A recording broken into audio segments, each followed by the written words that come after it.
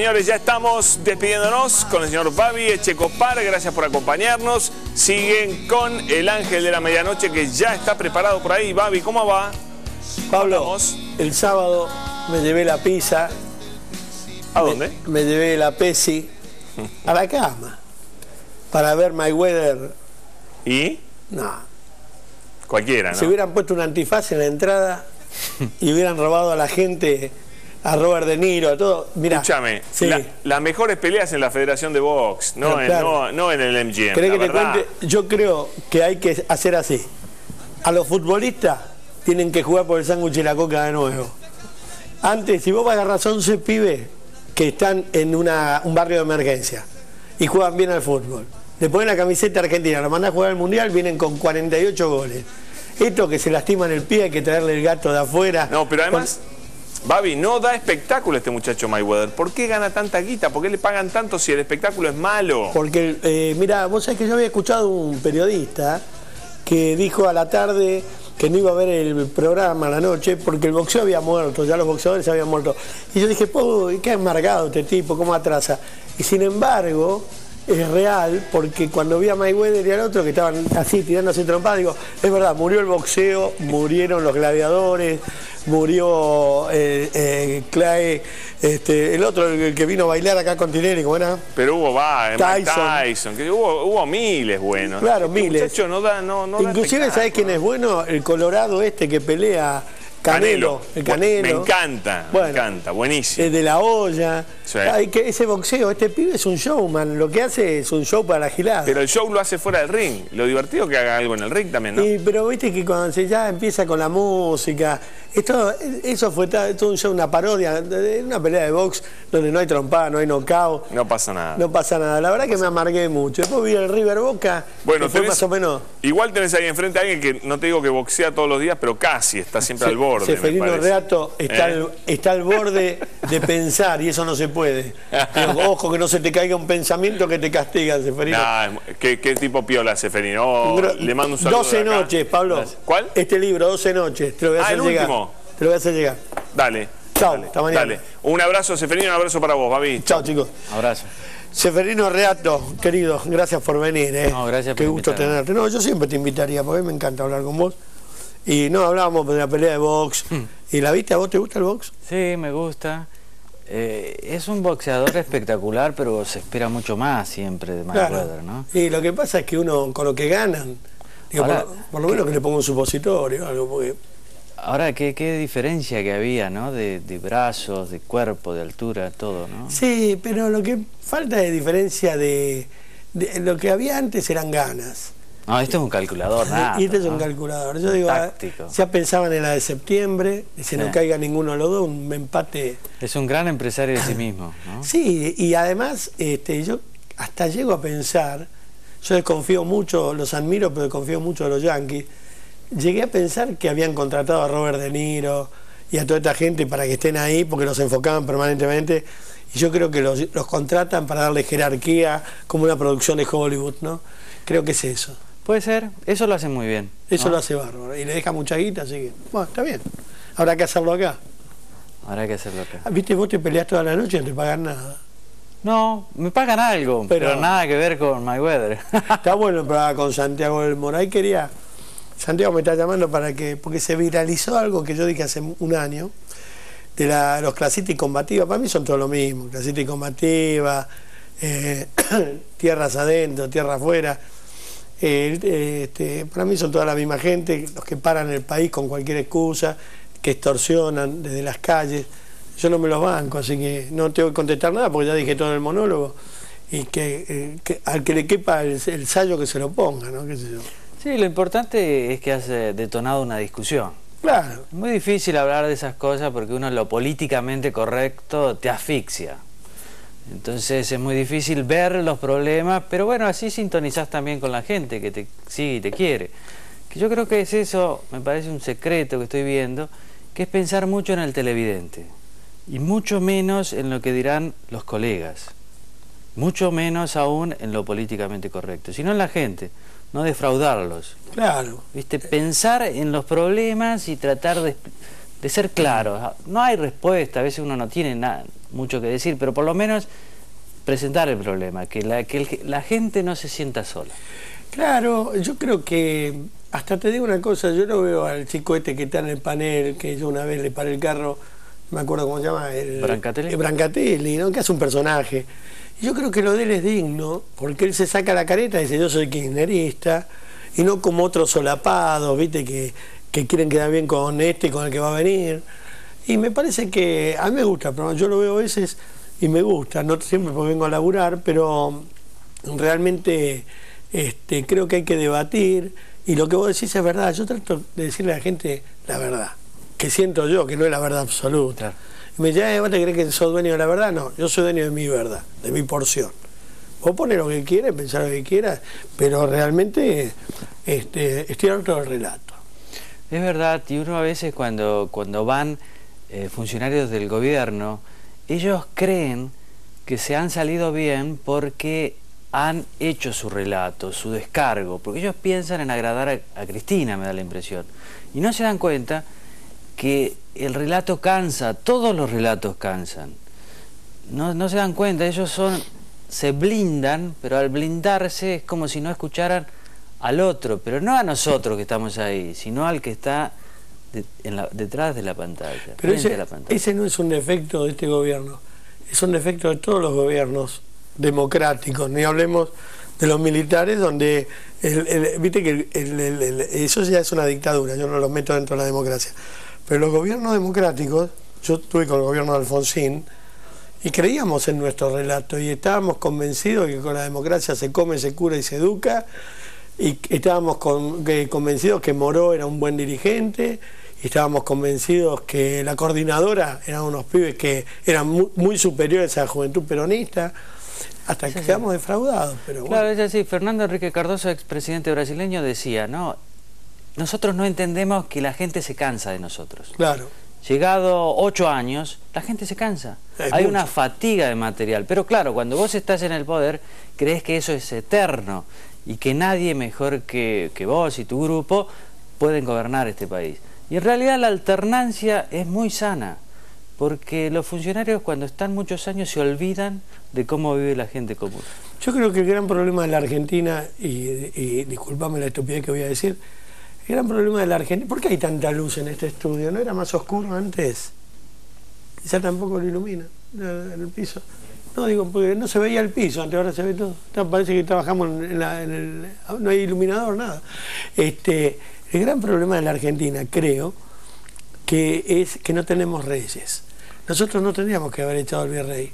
Vos sabés que yo hablo en el libro de esa noche de un gran politólogo español, Juan José Lins, que dice que, claro, España se salvó por la existencia de la monarquía, especialmente después de la larga dictadura de Franco, porque era, antes de que cayera en digamos, el desprestigiado Juan Carlos hizo mucho para moderar las facciones y los grupos. Y acordate el tejerazo. El tejerazo y después los reclamos de autonomía y demás. Era un poder moderador. Y él inventó ese término, poder moderador. Que yo creo, ahora, que nosotros somos tan desmesurados, que es lo que vos decís, el Papa puede ser un poder moderador. En el sentido de que hasta hace 1 año y medio se discutía si Cristina iba a llegar al 10 de diciembre del 2015. Ya sea por voluntad de los anti-K o por voluntad propia, porque circulaba, ¿te acordás? Ese rumor de sus arranques de decir este país no me merece, voy a renunciar, dejo todo. Y me parece que el Papa en eso cumplió un buen rol, moderar las pasiones. Nosotros somos un país muy desmesurado. Muy. Nos vamos de un lado para otro. Uno a veces critica al gobierno de turno, pero es muy difícil, y no se lo regalo a nadie, gobernar este país. Sí, porque te vas de un lado a otro. Ahí en el libro, entonces noche hablo mucho de eso, de cómo nosotros somos tan poco prácticos de encontrar solución a los problemas cuando se presentan. Por ejemplo, el 1 a 1. Todos sabíamos que no teníamos la productividad norteamericana, no podíamos tener la misma moneda que ellos, pero como iba bien, ¿para qué cambiar? Y tuvo que llegar una crisis para que ese problema se solucionara a partir de esa crisis. Pero claro, se perdió tiempo y las crisis te desangran. Claro. Las devaluaciones, y más una mega devaluación, te hace más pobre. A mí, decime si yo estoy equivocado, Seferino, pero yo a veces veo, y me parece que me están vendiendo el libro de una película para que la filme Suar. ¿Viste? Yo digo, pero esta gente se escucha lo que dice, porque le estamos mostrando a la gente a veces 15 proyectos económicos por día, 20 planes fabulosos para salir, un país maravilloso, un país destruido. En la misma mesa donde estás vos, un tipo dice que gracias a este gobierno nosotros estamos mejor que nunca a nivel mundial, y el que está enfrente dice, ¿qué vamos a estar? Si nadie nos abre la puerta para darnos un crédito. Y la gente mira del otro lado y después se quejan cuando se hacen el harakiri en la avenida Rivadavia, al 4500, un tipo se hizo el harakiri, pero creo que es para hacerse el harakiri en todas las esquinas de Palermo, porque te vuelves loco, este país te vuelve loco, estamos todos muy trastornados. La desmesura es tremendo, el oficialismo ve todo color de rosa y la oposición ve todo negro. Pero hay el problema, un intermedio, ¿no? Hay en el medio, hay grises, pero nosotros no somos así. Lo gris también es lo pragmático. Es decir, tenemos un problema, hay que solucionarlo, no esperar las crisis. Por eso los desmesurados siempre terminan en crisis. Viste que hay gente que dice, bueno, esto va a cambiar cuando venga una gran crisis. Eso no es así. Las crisis no mejoran, las crisis empeoran. Ahora, sí. Cuando, en el caso de los finales de ciclo, que el kirchnerismo es muy personalista, se va Cristina, no hay un heredero, y ella misma lo dijo, no tengo un heredero, ¿no? Y es verdad. Pero eso, cuando uno está terminando, yo los veo en el ciclo, se resisten a ir. Porque uno con la secretaria, la alfombra roja, el que te atiende el celular, los sueldos, lo en negro, las relaciones, el helicóptero, los viajes, los papas. ¿Quién quiere dejar todo eso? Y uno, me decía un funcionario hace un tiempo, uno al principio llega un poco pidiendo permiso, pero a los 2 meses ya dice, pero si esto es lo que yo me merezco. Es mi despacho, claro. Esto es lo que yo siempre merecí. Yo creo que la alternancia en el poder, esto que se habla tanto, esta historia de de ser primera dama, yo lo veía con Jessica Sirio la vez pasada, ¿no? Cómo se metamorfosea enseguida un personaje y cómo el público, igual que el derecho de pernada, ¿no? Como automáticamente de que el señor feudal la lleva de una vuelta a caballo, todo el público le rinde pleitesía, y acá tenemos mucho, ¿no? Del derecho de pernada, tenemos mucho de Godiva, ¿no? Que cuando sale desnuda nadie la mira y todos dicen que lindo vestido, ¿no? El rey desnudo. O sea, tenemos todas las fábulas juntas en la cabeza, pero siempre somos nosotros el pueblo oprimido, medieval, del señor feudal, y además somos somos feudos o súbditos de un feudo sin reyes y sin señores feudales. Sí, sin el compromiso de los señores feudales. El señor feudal tenía que velar por todas las personas que vivían en su territorio. Había un lazo, un compromiso. Los tenía que defender incluso. Los tenía que defender, tenía que abrir las puertas del castillo si venía una invasión. Nosotros sí tenemos muchos problemas de eso. Yo creo igual que es un país bastante diverso. Hay ciudades donde la gente es más independiente, más autónoma, más ciudadana, y provincias menos desarrolladas donde son verdaderos señores feudales los gobernantes de turno. Y inclusive, vos fíjate que yo, a ver, sin ofender, yo amo a toda la Argentina, amo más afuera que adentro, pero cuando se habla de Argentina es como el rating, se toma Capital y Gran Buenos Aires, pareciera ser que Jujuy, Misiones, no existen. Entonces, cuando hablamos de señores feudales, hablamos de los gobiernos de turno. Y hablamos de los cortesanos, ¿no? Que esto lo definía muy bien Asís.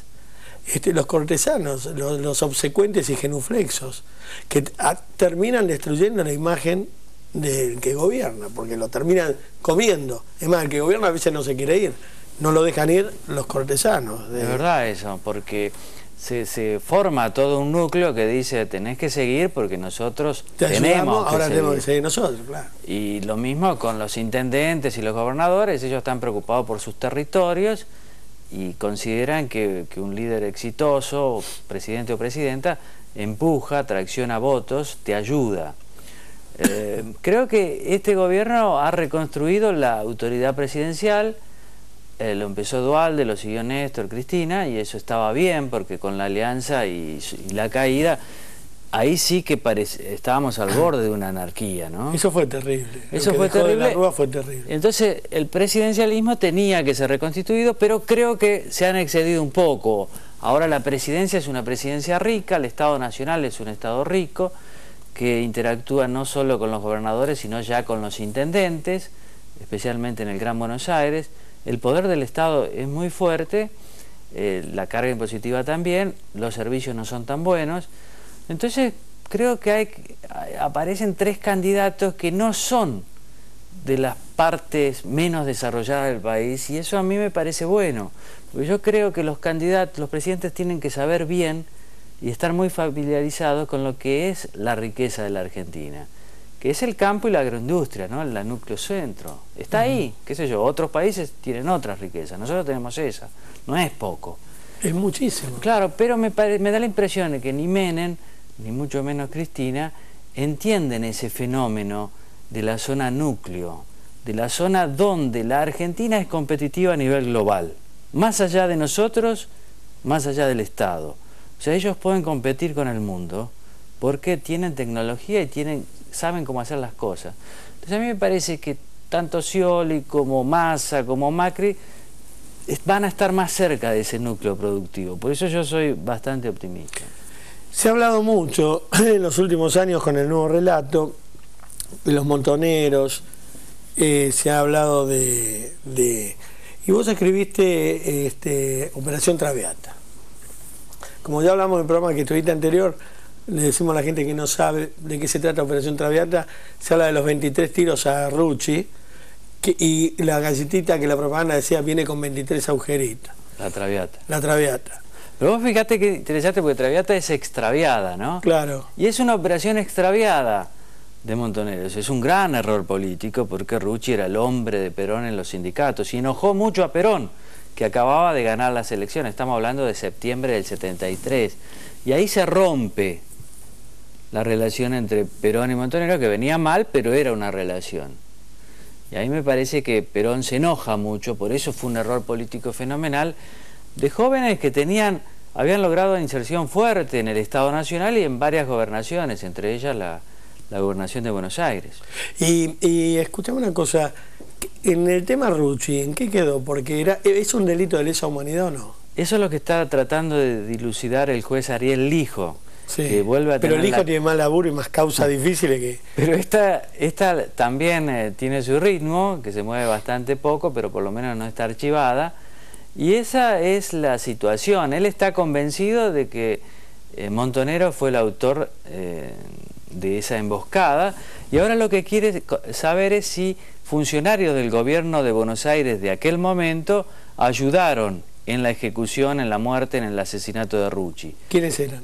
Y había subsecretarios, digamos, porque no había secretario, había gobernador Videgain, ministros... Calabró, y después era la fórmula Videgain-Calabró, no, anterior. Sí, Videgain, Calabró. Videgain llega hasta el 74, claro. Después renuncia y asume Calabró.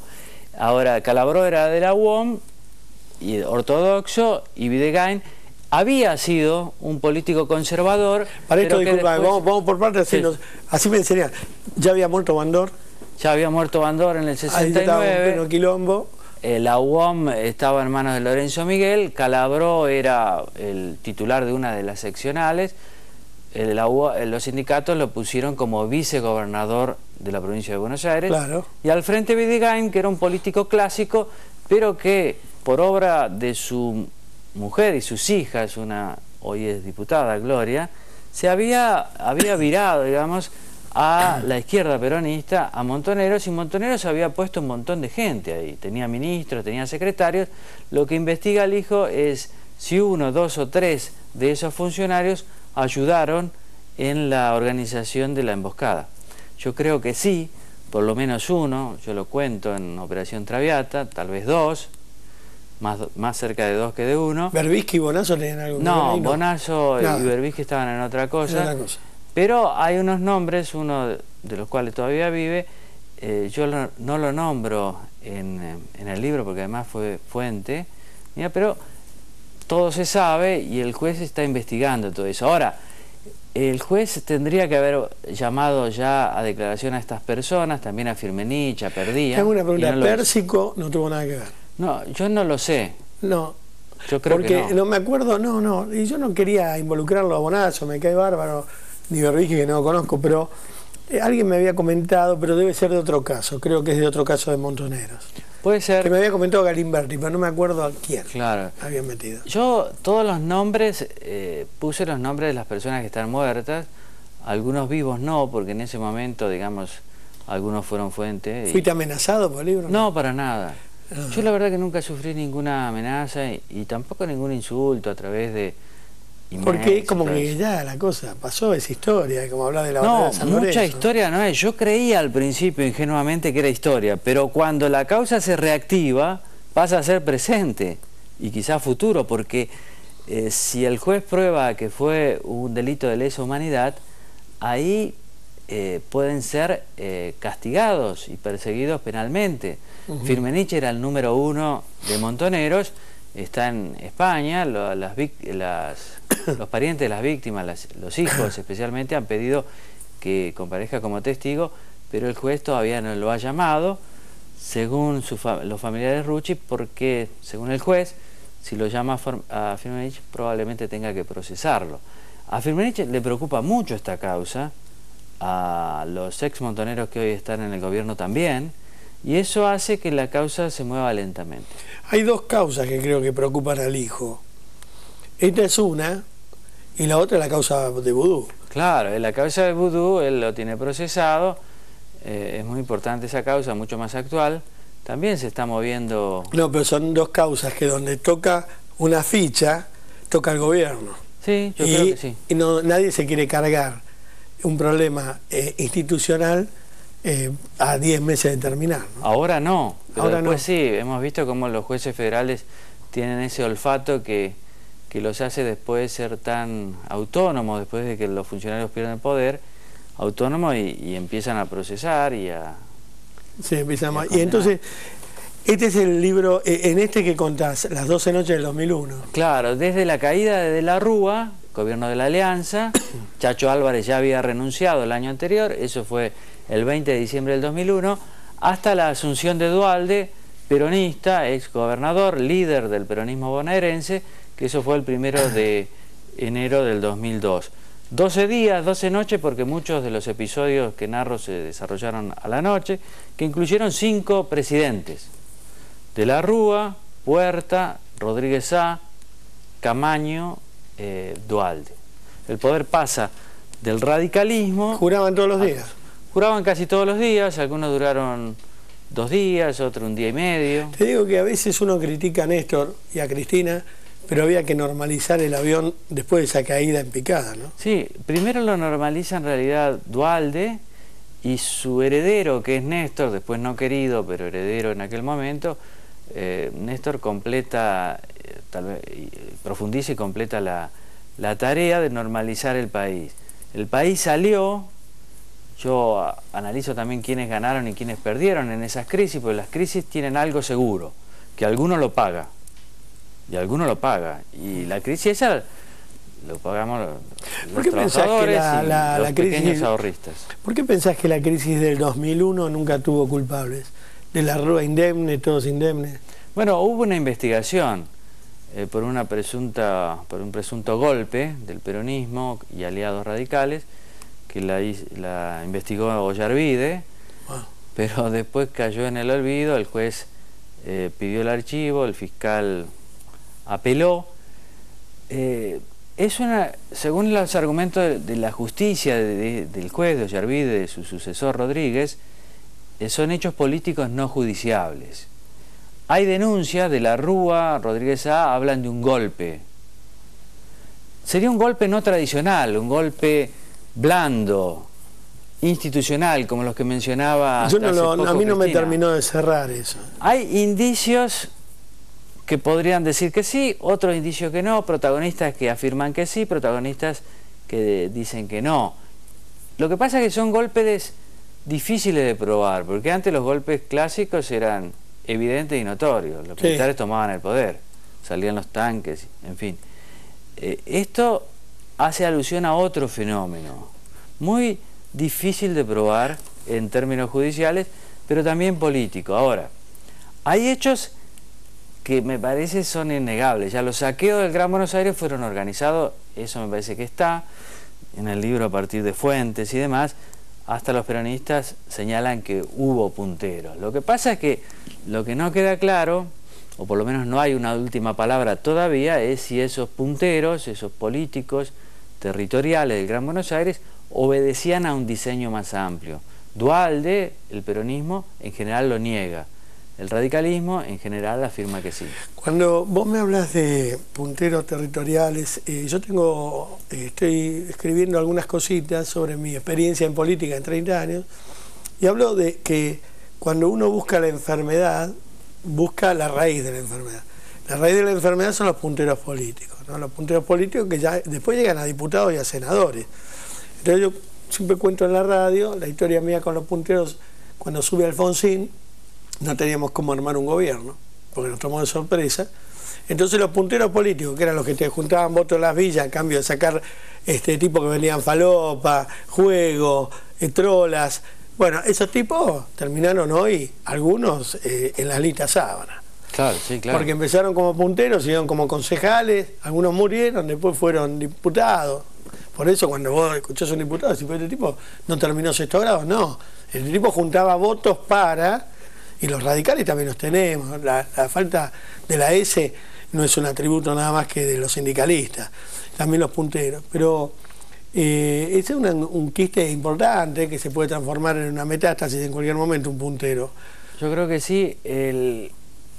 Ahí en el libro lo que queda claro es, en el fondo, si el no peronismo puede gobernar la Argentina. Vos decías que es un país difícil. Ahí va. Claro. Cuando vos me hablabas de la Rúa, que inclusive, con todo respeto, todos sabemos que se lo acusaba de inepto para gobernar, y yo creo que no estaba apto para gobernar, y mucho menos la Argentina en ese momento, que era un incendio. Y hablaba, y yo parecía que me estabas hablando de los zonas, de los mapuches, con todo respeto a los originarios, ¿no? Estoy hablando de tribus, y vos me hablabas de los intendentes de cada lugar, de los gobernadores, y parece que hay que transar todavía con todos los caciques para poder circular por la Argentina, ¿no? Bueno, creo que sí, claro, porque este es un país que, a pesar, digamos, del crecimiento económico, tiene un porcentaje de pobres muy importante. El gobierno no quiere dar la cifra, pero, digamos, la UCA habla del 27-28%, y yo creo que es una cifra bastante exacta, si tenemos en cuenta que se pagan 3.600.000 asignaciones universales por hijo.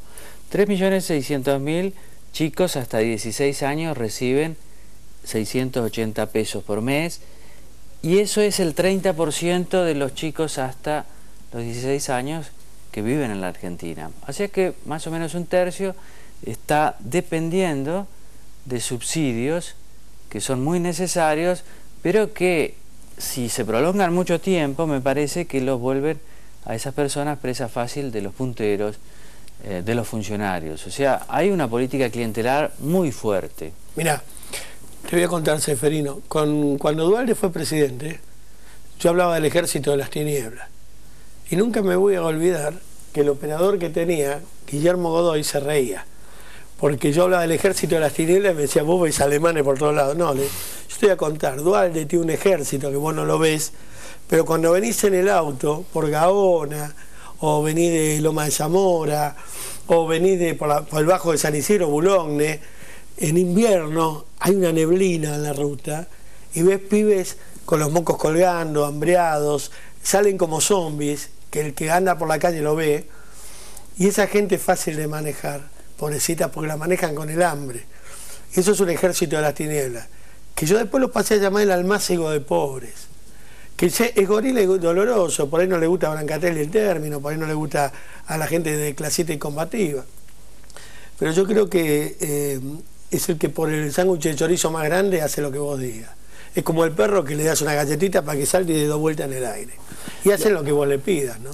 Lo que vos describís es muy triste, porque este es un país que a diferencia de otros países de la región siempre tuvo una clase media muy extendida. Y el tema de la pobreza y de que haya tantos pobres es muy ofensivo para todos nosotros. Obvio. Además es un país católico y si los católicos algo tenemos es la idea de la caridad, ¿no? De que el amor especialmente a los más pobres. Pero creo que sí, que lamentablemente tenés razón en el sentido de que el peronismo se ha convertido, creo yo, en el partido de los pobres, pero no que el peronismo los saca de la pobreza como el primer y segundo peronismo para ensanchar la clase media, para que los hijos de los pobres vayan a la universidad, para que los mismos pobres tengan buenos trabajos, sueldos dignos. Eso es la justicia social. Hoy es otra cosa, es la inclusión social que en realidad es mucho menos que la justicia social. Es el tema del subsidio, que es muy necesario, y en la época del 2002 me parece que era prioritario, porque todos en este país tienen que comer, por lo menos. Obvio. Pero que después me parece que muchos políticos vieron el negocio. Si no, no se explica que haya tantos pobres. Mira, cuando hay un problema persistente es porque alguien importante se está beneficiando. Si hay pobres es porque algunos se están beneficiando. Y bueno, mira, evidentemente, si nosotros, esos almácigos de pobres, los punteros políticos se preocupan tanto en regarlos, es porque evidentemente esos almácigos dan frutos. Dan votos, dan movilización. Dan poder. Dan poder. Antes los punteros, si siempre te acordás, eran cuántas fichas tienen. Bueno, claro. Ahora es cuánto pueden movilizar. ¿Cuánta también. gente me metes? ¿Cuántos ómnibus me mandás? ¿Cuántos ómnibus me mandás? Y realmente a veces, y voy a decir algo muy feo, yo cuando veía el tren de los cartoneros, que gracias a Dios Randazzo terminó con esos trenes horribles, la verdad es el tren de los cartoneros con las rejas que pasaba la gente agarrada, eso de la época de la Rúa, pasaban agarrados atrás de los barrotes, parecía que iban a Auschwitz, con todo respeto, ¿no? Y te cierro con esto, y hoy todavía hay gente que parece que viven en campos con las piernas flaquitas, destruidas. No, bueno, lo ves, viste, en esta ciudad que es la más rica, vos ves personas a la noche tirando esos carros y parecen, se ha naturalizado eso. Claro, además se le cambian el título. No son crotos, ahora son cartoneros. No, son crotos. Yo ahora en la editorial donde trabajo, en Perfil, se han mudado a Barraca, entonces tomo el tren, voy primero a Retiro, después el subte, voy a Constitución. Y Constitución siempre me choquea. Claro. Hay muchos pobres en la Argentina, pero acá, y eso me parece que eso debe ser una cruzada nacional, y ahí se terminan las antinomias. Gorilas, peronista, izquierda, derecha, o sea, con una épica que valga, que tenga sentido. Por ejemplo, que no haya pobre, que no haya pobreza. Yo creo que después de Eva Perón, el radicalismo a los pobres les habló para que no tengan hambre. Y el peronismo los acarició para que se sientan queridos, pero nadie le dio de comer ni dignidad. No, le dan chamullo y caricia, pero la gente quiere realidades. Sí, además, viste, era como, qué sé yo, el tema de que antes mucha gente venía a las villas porque no tenía otra posibilidad, pero la idea era salir de la villa, salir del inquilinato y acceder a una casita por ahí en el Gran Buenos Aires. La dignidad de la pieza con el baño. Claro. Y eso era una épica. Y hoy no lo tenés. Mira, creo que José León Suárez, el intendente y el hermano fueron procesados por vender las casas de los planes. Entonces lo denunció alguien y ¿sabe dónde sale? En internet, donde se compra Mercado Libre, estaban las casas, ahí empezó la investigación nuestra. Las casas de los planes en José León Suárez lo compraba por internet, 250.000 pesos. Está prohibido venderlas, ¿no? Porque no son de la gente, se las dio el gobierno. Y punteros que se llevan un pedazo de la guita que cobran de los 650 pesos, 650 para el puntero, que nadie investiga ni nadie no, sigue, además vos ves, nadie le da bola. No vas a ver nunca un intendente del Gran Buenos Aires, un gobernador pobre. Además. Riquísimos. Porque es eso, que haya pobreza beneficia importante. Pero con la tecnología, digamos, se puede eliminar toda esa intermediación bastarda de la mala política, porque a la gente le tienen que llegar los subsidios y se le puede llegar perfectamente sin la necesidad de esa mediación. Sí, pero es un voto, un sándwich. Es la desgracia de la Argentina, ¿viste? Que no pasa en otro país. La alternancia puede ayudar a quebrar estas cosas, porque yo creo que el kirchnerismo ya ha dado todo lo bueno. Sí. Y bueno, vendrán otros, pero... Los 4 años sin repetir y sin soplar, y no más de 4 años, no le da tiempo a hacerse la espalda para salir a comprar votos. Ya a los 8 son muy ricos los presidentes, entonces ya pueden comprar voluntades, pero en 4 se tienen que preocupar por establecerse, armarse. No les da tiempo a armar lo que yo llamaba en la época de Alfonsín la estructura mafiosa, porque es una estructura mafiosa el poder. Pero vos viste cómo el periodismo, por ejemplo, nos cuesta hablar de esas cosas. Por ejemplo, hasta hace poco, y así sigue siendo, hablar en favor de la clase media estaba mal visto por lo políticamente correcto, cuando este país se hizo grande por las clases medias. Y todos los valores de las clases medias que tienen que ver con la educación, la seguridad, la justicia, la salud, tienen que ser recuperados. Ahora tengo una tanda de 2 minutos, pero nos vamos a tener alguna pregunta que te vas a acordar vos, porque a mí se me va con la pastilla y ya se me está yendo. La pregunta que te iba a hacer tenía que ver con... Bueno, ya se me fue. Ahora cuando volvemos te la hago. Ya te la tenía en la punta de la lengua, pero recién con tanto preámbulo mío. ¿Operación Primicia? No, vamos a hablar de Operación Primicia, del libro tuyo, pero además te quería preguntar de ¿qué fue lo último que vos dijiste? Lo que dije de los valores de clase media. Que un gran problema también de la Argentina y el gobierno argentino de turno, sea cual fuera, porque ya no es más Cristina o Menem o Alfonsín, ahora es el gobierno de turno, todos tienen sus defectos, esa lucha por querer adentrarse en la oligarquía, ¿no? Esa desesperación por entrar al Colón por la puerta grande, ese odio que le tienen a Macri porque es hijo de rico, le tienen a De Narváez por ser rico, esa cosa de las políticas argentinas que lo primero que hacen se visten con toda la piel chacada, se ponen el Rolex de oro, los tipos también se compran el BM, tienen la amante ahí en Recoleta y se creen que son cajetillas y son siempre grasa, que no pueden entrar ni por la ventana en la clase alta, que le pasó a Eva Perón cuando quiso entrar en la clase alta y como no pudo dijo combatiendo al capital, y que le pasa a todos los que gobiernan en la Argentina, que no pueden dejar de ser grasa, aunque junten millones de dólares no pueden dejar de ser grasa. Ahora me lo contesta a la vuelta. Un ángel que enamora y que apenas tiene hora para la niña de mis ojos, que habla del presente, solo dice que la gente que se envidian son despojos. Tengo un ángel que seduce, solo piden que lo escuche y que no le den la espalda. Bueno, estábamos con Seferino Reato, escritor, periodista, de paso, licenciado en Ciencias Políticas.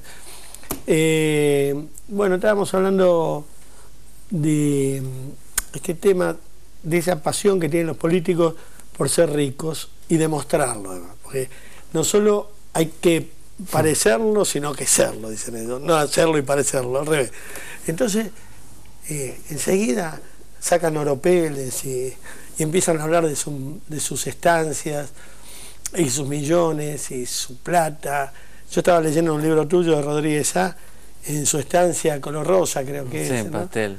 Color pastel.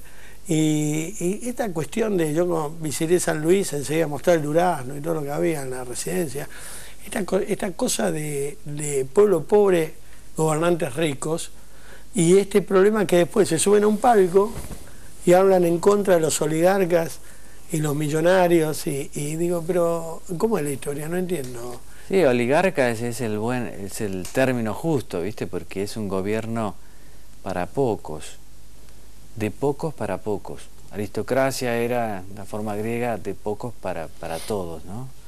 Pero tenías que tener una virtud. Acá yo creo que hay una fascinación por la riqueza. No es que se roba para hacer política solamente, sino se roba para disfrutarlo personalmente. La familia, el político, la familia, los amigos. Y después hay que mostrarlo y debe crear una frustración grande porque eso no te hace de la clase alta, porque te faltan muchas otras cosas. No te recibe la clase alta. No te recibe, te recibe mal. Te voy a contar un segundo. Yo paraba en Pepino, yo los quiero, mis amigos están ahí, Pero de golpe empezaron a aparecer un montón de grasas con Ferrari. Y vos no sabías si eran secuestradores, mierda, apareció ese Ferrari, BMW convertible, este y otro. Y uno apareció con una Harley con brillantes en el reloj. Y nadie los saludaba, ¿no? Y ellos se desesperaban y por ahí se sentaban con nosotros y decíamos, tomátela que no te conocemos. Pero no, tengo la Ferrari. No, pero no es cuánto tenés. Es si nos interesa que estés con nosotros o no. Claro, la pertenencia se da por la riqueza y por otras cosas. La educación. En esta ciudad es muy importante, por ejemplo, a qué colegio fuiste y de qué club sos socio. Sí. Y esas cosas no se compran con el dinero O tu historia. habido de esa manera. O sea, las clases altas también tienen sus códigos y hacer plata rápidamente y por la política no siempre es uno de ellos. Entonces eso genera mucha frustración y uno ve a políticos que a veces empiezan salen contra la clase alta, pero es como, o a la oligarquía, es como una frustración por no pertenecer, por no ser aceptado. También lo que les pasa a algunos jueces federales que también hemos visto muestras de repudio en algunos country, y después se enojan o le sacan bolilla negra y no los dejan entrar. Es bastante complejo eso de las clases, ¿no? Sí, yo me acuerdo siempre de una imagen patética que era Nazarena Vélez cuando salía con Roviralta y fue a ver un partido de polo. Entonces estaban todos los que veían polo y Nazarena Vélez en el medio, viste que era una mosca blanca, y vos veías como la gente se tapaba y no quería ni salir en la foto. Y por más que estés con un polista y te acuestes con un polista, el entorno no te quiere ni los caballos, o sea... Sí, además que con lo lindo que es pertenecer a la ancha clase media, Claro. donde no te jode nadie y la podés pasar fenómeno, pero es una cosa... Pero ahí está el problema. Yo siempre digo, ¿será que los ricos se dedican a la política? ¿O será que los que se dedican a la política se enriquecen? Pues yo no conozco ninguno pobre. Salvo a Castells, no conozco ninguno que tenga olor a humo de prender una goma de auto. Los ves en el Congreso, los ves en las casas que tienen, los ves de vacaciones. Hasta los sindicalistas son ricos. Sobre todo, multimillonarios. en algunos casos. Entonces, qué berretín de ser rico que tiene esta gente, ¿no? Entonces... Sí, es lo de pertenecer a ese mundo, el consumo, demás, y no sé, la fascinación por el poder, por la riqueza. Son dos cosas distintas. Una cosa es el poder, otra cosa es la riqueza, una cosa es la aristocracia, otra la oligarquía. ¿Y puede ser que por eso destruyeron la clase media?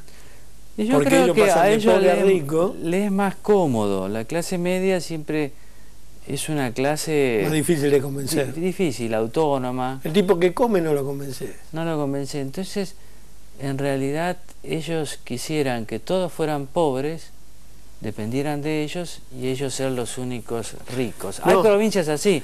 Entonces yo por eso te decía lo importante en un político que es la formación previa. O sea, un dicho, el político es el producto de su carrera. Entonces, para un político hay que ver qué ha hecho desde intendente, concejal, gobernador, de dónde viene. La trayectoria. Claro, qué sé yo, me parece que Santa Cruz es un poco así, digamos. Muchos viven del Estado, no hay medios independientes, y esa es la concepción que trajeron los Kirchner acá. Vivir del Estado, que todos dependan del gobernante de turno, crearse una oligarquía, una élite, de la cual ellos sean. A mí me capaces. pasó, con todo respeto, también por San Luis. San Luis pasa lo mismo. El Estado es la mano que da la sombra, la mano que te deja el sol. Si el Alberto se levanta, no levantamos, si no duermen, no dormimos. Es así. Ahí en el libro es patético cómo ellos llegan a Buenos Aires imprevistamente, a la Casa Rosada, por una corajeada, digamos, de Adolfo, pero no conocían a nadie del Poder Nacional. Y aparece ahí un Héctor Maya, que es un ex senador entrerriano, que es muy irónico, dice, lo que pasa es que los Rodríguez Sá alambraron tan bien su provincia que nadie puede entrar, pero ellos tampoco pueden salir. Y es así. Y es así. O lo que dice Grosso, su asesor después echado, digamos, luego de una manifestación popular, en clave de Clinton. ¿Te acordás? Clinton era gobernador de Arkansas y decía, lo que pasa es que Rodríguez Sá salió de Arkansas, pero nunca llegó a Washington, nunca llegó al poder nacional, ellos no conocían. Y eso, como era una crisis tan fuerte y además no tenían el respaldo de los gobernadores que lo consideraban un competidor, no tuvieron tiempo de aprender, como tal vez fue el caso de otras personas, aunque no el de Kirchner, porque Kirchner es heredero de Duhalde y se queda con muchos ministros al principio de Duhalde hasta que demora 2 años en destronar a su padrino o a su gran elector. Es decir, el tema de dónde venís vos te condiciona mucho en la política, te forma. La Argentina que vos tenés es la Argentina que tenías en la provincia. Por eso a mí me parece importante candidatos que vengan de las regiones, digamos, más dinámicas del país. En el caso de Brasil, mirá qué suerte que tuvieron ellos. Los últimos presidentes son de San Pablo o de Minas Gerais, pero del sector más dinámico. Después se alían con el nordeste, que es lo menos desarrollado, pero conduce la región más desarrollada. Vamos a hablar un poco, antes que se nos vaya el tiempo, de Operación Primicia. Sí. Contale a la gente, así lo Operación Primicia era el nombre de un ataque, fue el nombre de un ataque de Montoneros a un cuartel militar en Formosa. Primicia porque es muy periodístico. Fue el primer ataque de Montoneros a una guarnición militar, fue en octubre del 75, gobierno constitucional de Isabel Perón. Hasta ese momento los montoneros buscaban una alianza con un sector militar.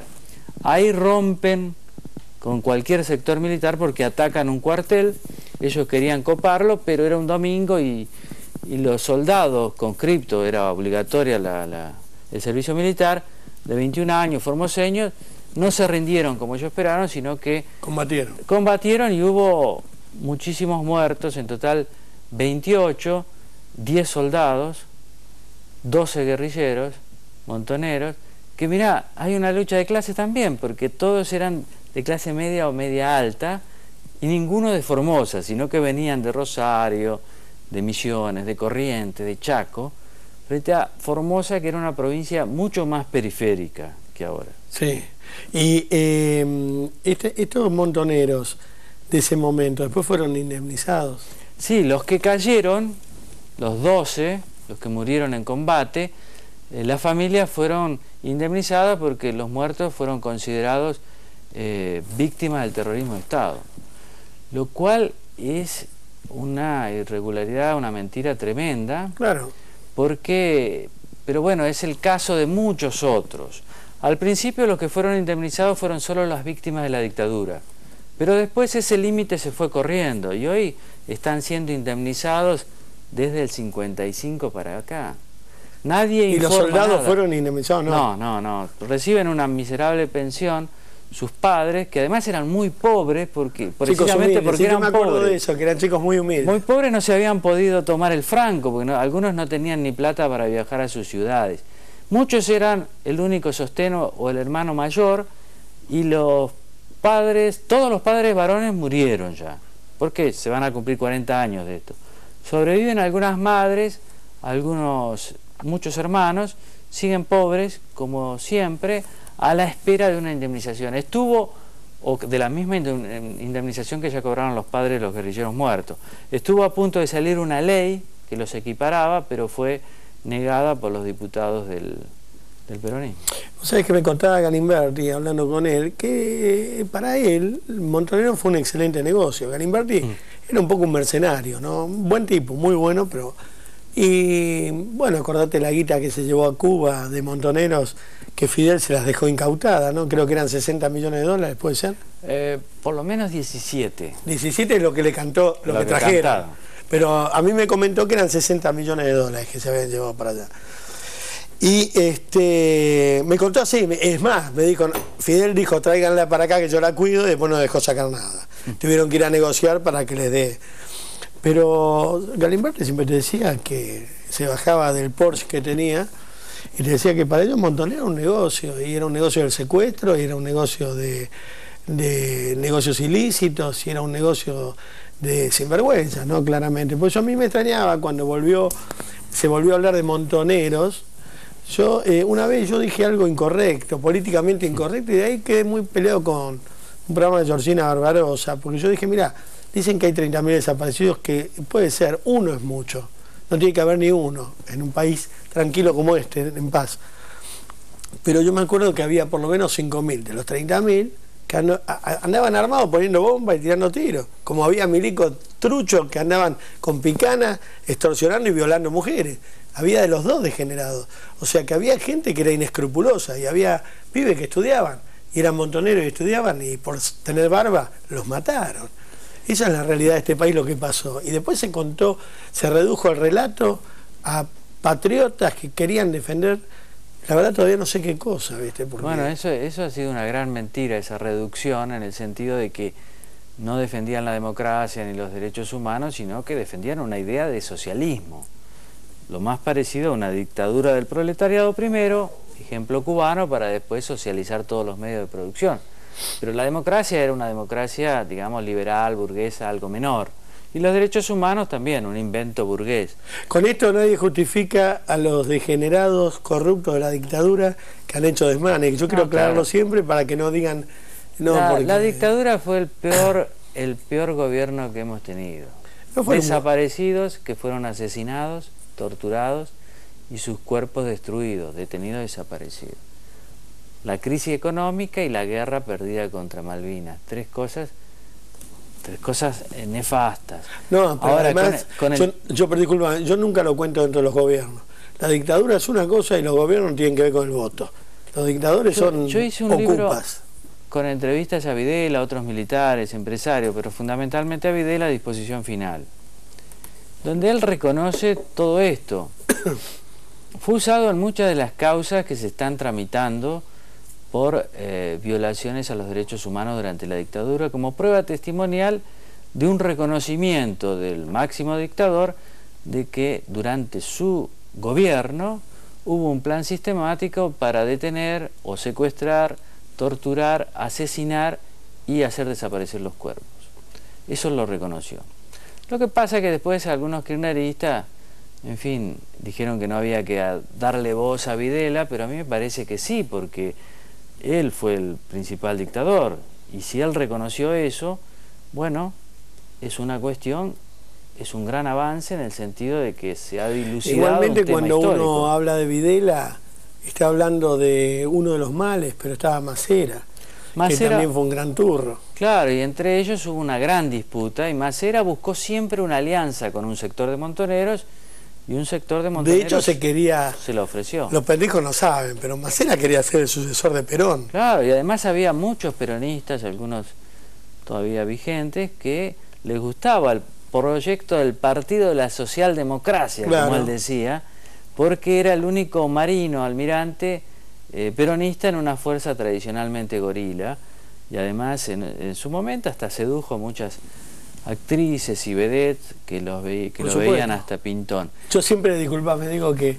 hay muchas viejas vedettes y muchas viejas actrices que hoy cantan en el Bicentenario, no que cantan arriba del escenario, que cantan el himno y van a aplaudir, que tienen la virome clavada en la espalda de haberse acostado arriba de los escritorios de los milicos en la época de la dictadura.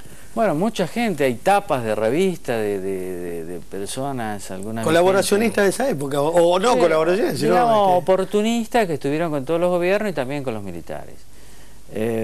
Con respecto a la cantidad de detenidos desaparecidos, a mí me parece que es un dato siempre importante.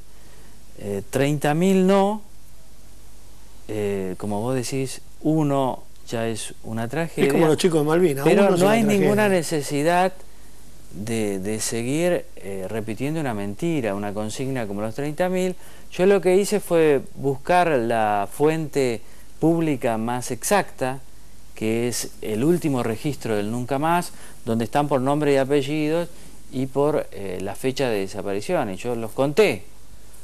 Me dio 6.400 desaparecidos, 700... Igual es una barbaridad. Es un montón. Y uno solo, lo que han hecho, mira, Seferino, en eso, lo que han hecho los militares, las largas noches de la dictadura, yo las viví, lo terrible que se vivió, no sé cómo la viviste vos, esa época, vos sos más joven que yo. Sí, yo hasta el 80 viví en Crespo, Entre Ríos, que es una ciudad muy chiquita, y después vine acá a estudiar, Pero yo a los 6 meses ya sabía más o menos que había pasado. Sí, pero yo tenía 22 años cuando murió Perón, 21. Y viví, me morfé la dictadura. No se la deseo. Pero vos te acordás en el 80, el premio Nobel de la Paz fue Adolfo Pérez Esquivel. Vivía a 2 cuadras de mi casa. Estudiaba periodismo, fui a hacerle una entrevista. ¿En la calle España? Práctico. No, yo fui a la calle México, donde estaba el CERPAG, sí, Servicio de Paz y Justicia. Y me atendió la secretaria con sorpresa, porque ningún periodista iba a hacerle una nota, a pesar de que había sido designado, declarado, elegido Premio Nobel de la Paz. Sí. En 1980, octubre de 1980. Sí. Yo le hice una nota, me la dio en colectivo. Pero claro, era un tipo muy humilde y lo sigue siendo. Después hicimos una revista. Quiero decir, hay mucho de impostación. Sí, mirá, cuando vos te comiste a los 20 años, en los años 70 en la Argentina, después no te pueden contar, es como yo siempre digo, la batalla de San Lorenzo no se la cuentes al sargento Cabral porque te va a contar cómo eran y los tiros de dónde venían. Yo sé todas las mentiras que se dicen de un lado y del otro, que se han dicho y que se dijeron. Por eso a mí este tema es medio álgido, porque decir la verdad es como ser gorila o facho, o nadie justifica, al contrario, yo detesto a Videla, a Macera, odio la dictadura, mi hermano cayó en Malvinas, mi hijo se lo llevaron, yo siempre cuento lo mismo. Ahora, la historia... Pero nada lo justifica. La historia es la verdad. Pero la realidad es que los montoneros no eran patriotas ni eran chicos que luchaban para salvar a nadie, porque nadie le pedía que lo salve. No, es un momento distinto. Muchos jóvenes creyeron que lo mejor era llegar al socialismo a través de la vida armada. Eso fue. Ahora, volverlos mártires de la libertad me parece una cuestión falsa, dictada por las necesidades políticas del presente. O sea, la historia hay que contarla en su contexto y a través de las múltiples voces. Esto de la memoria es muy subjetivo. Yo me acuerdo de lo que quiero, lo que me conviene o lo que más me impactó. Eso no es historia. Sí, yo lo que veo un poco terrible es que se paren arriba a los muertos para hacer negocios. Bueno, pero hemos visto lo que pasó con las madres. ¿Qué institución más pura había que las madres? Que son. Pero ahora, con el tema de las casas... No, pero esa es Eve de Bonafini. A las madres... Sí, claro. El otro día la premiaron a Eve, por la madre. No, premien a las madres, premien a las abuelas. Las madres y las abuelas no son Eve y Carlotto. Son todas las viejitas que no hablan. Es verdad. Esas son. La institución es el pañuelito de las que buscaban a los hijos. Oportunistas, abstenerse. Las madres para mí eran esas, no sé por qué pensar, pero... Yo creo también lo mismo, y están en la historia, nadie los puede negar. Lo que ha hecho Eve y Carlotto de enbanderarse con un gobierno ha sido malo para la historia. Vamos a ver, la historia nos juzgará todo. 12 noches, 2001, Seferino Reato, está en los kioscos, no me lo llevo y me lo leo, lo tengo, pero me llevo otro. Quedó bien, ¿viste? Bueno, a comprarlo, gracias. Gracias a vos. Nada me importa, todo tiene su